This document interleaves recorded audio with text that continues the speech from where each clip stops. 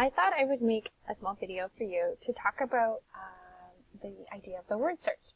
So I was thinking about how creative that is of a way to kind of gamify the process of learning English as a second language and, increasing one's vocabulary. But I was really struck by what you said at the end where, at the same time, you can also enjoy the fun of the game. This way you can arouse the students' interest for enthusiasm. And this part right here, only learners can promote their learning.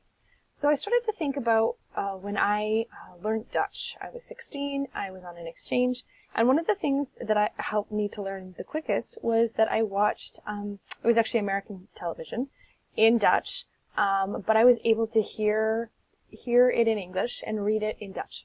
And so what it allowed me to do is start to pair the words together. So I started to think, would there be a way that you could utilize different senses in your word search? So maybe in this case, this was a little clip from Friends, which is a very popular show. It was one that has English subtitles, so it would allow the learner to both hear it and read it. And then maybe you ask them a question. What did Joey have on his head? Or what did Phoebe say to Monica? Something that has occurred in the scene. So the word search answer would be something that they would need to know from having heard or understood the scene that you're showing them.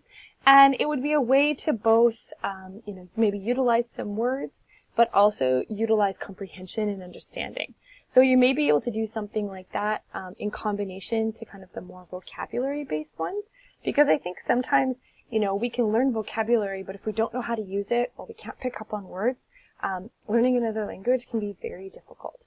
So that was the idea that I had that might go along with your word search game as a way to increase complexity, but also to kind of marry comprehension, vocabulary, speaking, and listening, as well as reading. So there could be elements of that depending on what scripts you use that you'd be able to ask the learner to demonstrate, and finding phrases or pieces of that still in the word search, so then they're kind of having to kind of utilize all of those skills.